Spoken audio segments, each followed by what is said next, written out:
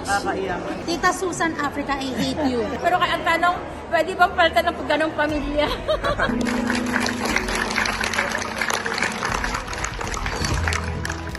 Salamat. Maganda. Hindi talaga sa mga OFW. Pwede rin siya panoodin sa mga tao sa Pilipinas para maintindihan nila.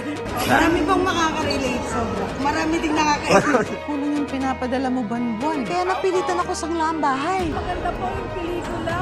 Kami naluha na tuwa at maraming aral na natutunan. Something to learn for the next OFW. Matuto na po tayo. Napakaganda ng pelikula, pinag-isipan at ibinuhos ng buong husay ng mga karakter. Nabigyan nila ng katarungan ng mga karakter nila. Nagawa mo naman dati, Arsenio. Hindi ba? Sa kanino inasa lahat? Akala ng iba, madali ang buhay. So this time around, tayo naman. Tama naman yung family, tayo naman. Panoorin nyo. Waiting for part 2.